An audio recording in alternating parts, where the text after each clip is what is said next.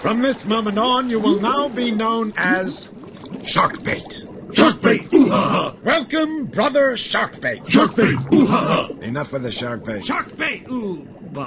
What's up? This is D from Brooklyn with my entry to my man NYCity Cichlids 200 member subscriber contest. Well, first of all, let me just start by saying, for this brother, I want him to get 2,000 subscribers. So let's push, because if we don't support each other in the hobby, who will? So anyway, I thought it was a good chance for me to talk about a few of my favorite fish. The Tetra. This is my 20-gallon extra high tank. It's 2 feet high. It's been running for, let me see. I don't even remember. What's this, 2014? I think it's been running since 2009. Right now, I got a little hair algae. Went on vacation, so I took a lot of I had Kabamba, which I gave away a lot of. I had Manubius. I have some Val here. But this video is about my Tetra, so let's just take a look at my favorite fish. There he is. This is what started it all. My black skirt Tetra. I don't know. It's one of those fish. I do keep saltwater fish. But let me tell you something. Something about this fish was intriguing to me. First of all, when I got it, it didn't look anything like that. This became like my alpha male. It was one of 3. The other 2 were really, really big and they died. But I've had this fish for about, I think I've had him for about 5 years now. 5 years, yeah. So he's 5 years old. So this fish is really interesting as it's not aggressive, but it will stand up for itself. I like the coloration, that black. As it got older, and I never seen this except in fancily bred Tetras, it looked like these when I bought it. In the finnage, short fins, it was just a black skirt Tetra. As it got about 3 or 4 years old, the fins got really elongated, and I thought that was really cool to me. If you look at the stripes are really defined. I mean, you can see it's an old fish.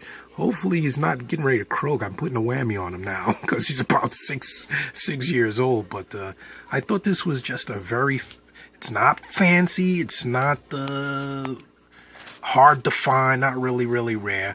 But it's really a really nice fish. It's hardy. So for your beginners, you can easily take care of these fish. They're not aggressive towards others in their species.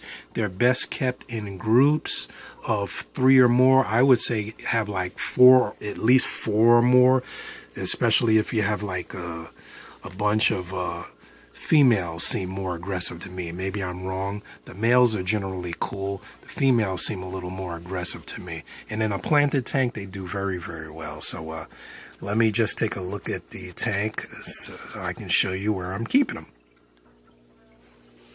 Okay, so here's the tank.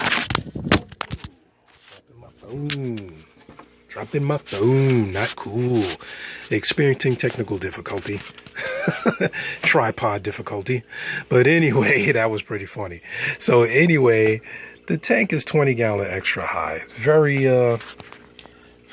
well lit. I had changed these lights a few months ago. I used to have compact fluorescents that I used on my refugium. Let me turn on the basement light here. This tank is in the basement. I switched out the old compact fluorescent for this Odyssey quad unit. It's a single ballast unit that has a programmable timer. What that means is there's one plug. You don't need some complicated timers inside. It has 4 bulbs. So I have a pink, which one of the guys at Absolutely Fish put me onto, which is good for growing plants. As you can see, my pothos grows out of the tank, and I use the pothos to remove a lot of the nutrients from the tank, and the Tetras like that. I have a 6500K. I think I have an actinic in there. I don't know why. And I have a Well, what the hell I have? I think I have two 6500Ks, if I'm not mistaken. I have the pink bulb and I have a 3000K bulb. But yeah, these guys are in timeout because they were fighting these black ruby barbs. So this is my little timeout box. I just drilled that, and this one I had a breeder box. He was beating the hell out of that one, so I had to give him timeout. Nobody pecks on my Tetras. But yeah, I use those lights. They're very good. They're very bright. They eliminate the multiple plug situation. So I use them on my reef tank. I have very large ones until I switch to LEDs one of these days when homie gets some cash. I use these down here. They're super bright. As you can see, my tank is, let me go back, 2 feet high, which is relatively high to light a tank. And it's 20 extra high. And I still get growth all the way down here. This is a little baby. The valve, this was a piece from some valves. Hard to see because it's very densely growth back there. And you can see all the roots. Let me take a shot here, the roots. My Tetras hang out back there, which is another reason I like him. When he sees me filming, he will generally come to the front. He's a show-off. And since I was so happy with that, I bought these Tetras, which were... what do you call them? Neon Tetras? Not neon Tetras. What the hell do I call it? Glowlight Tetras. Like, I know I feel a little weird buying them because I hear stories about them being injected with dye and junk like that. This one's pink because my daughter loves pink. These were also pink, but the funny thing, this one's white. This one was pink, but what I didn't know is they actually grow out. It used to be pink and it's slowly growing back to white, which is very, very good to me. I find it a sign of them being very healthy, that they get that damn dye out of their system. But I didn't know that that would happen, and it's really interesting because this light fixture also has moonlights. You can't see them now because it's very bright and looking under here, but I have it set that around 10:30, I don't know what the hell time it is, around 10:30, 11, the moonlights cut on. All the other lights cut off and the moonlights cut on like you would in a reef tank, and they glow in the dark. It's the funniest thing you ever seen. I can't capture it with this camera because the cameras don't capture them glowing in the dark. It's just dark. But I love Tetras, man. I love reef fish. I love Tetras. They're very easy to keep. pH of about 7.2 is good. Anything lower, I think, is a little rough on them. As far as their growth and happiness, I'm not sure what the, you ask 10 people, you get 10 different answers. I've been keeping them for years, and like I said, this one's about 6 years old. I noticed that's a good water parameter. With the plants, I don't worry about phosphates, ammonia, anything like that. My ammonia is 0. Phosphates, they get eaten by the plants. I went on vacation. My gold algae died. I had him about 7 years. He died. When he died, this grew. The hair algae grew out of nowhere. So I just picked up some piculatus, and I got a Siamese algae in there somewhere. And my bamboo shrimp, if you can see him back there, has been picking it off, so I'm making some progress. That was a mess about a week ago. And that's my tank. So, yeah, I keep my sanity. I don't like to spend all my time on the saltwater tanks. I started out when I was real little taking care of freshwater, so I always come back to my roots with freshwater. And I like them.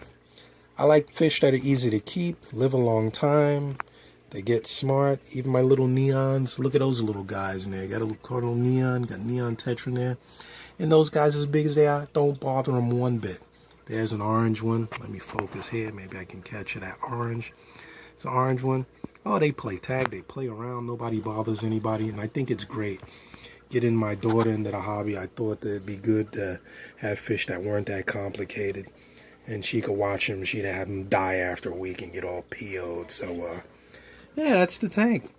Been keeping it. Started off as an experiment to see how long, I can run this tank with no filter on it.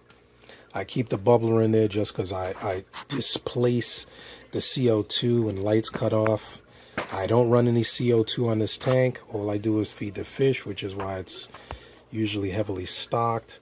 And that's it. Simple, to the point, no complicated equipment. I can show you the outlet. I don't have a controller on there. I got everything tagged. Everything tagged. There's my one timer that I have for, what the hell do I have the timer on? I don't even know what I have that timer on anymore. It's not the lights, but it'll come to me. I'm getting old, bear with me. Anyway. Oh, that timer is for this light fixture. Okay, that's right. I have that timer for this one. And there's that pink bulb. You can see it in this one. The pink bulbs work, brother. Absolutely, fish. If you see this, thank you. It was good because even down here in my little quarantine / breeder tank, everything grows. Look at that moss back there, Java moss and everything. So anybody plays around the tank, the pink bulbs work. I'll vouch for it. All right. So this is D from Brooklyn, just giving my submission for New York City Cichlids 200 subscriber contest. I'm calling it 2,000 subscriber. So until next time, this is D. See you when I see ya.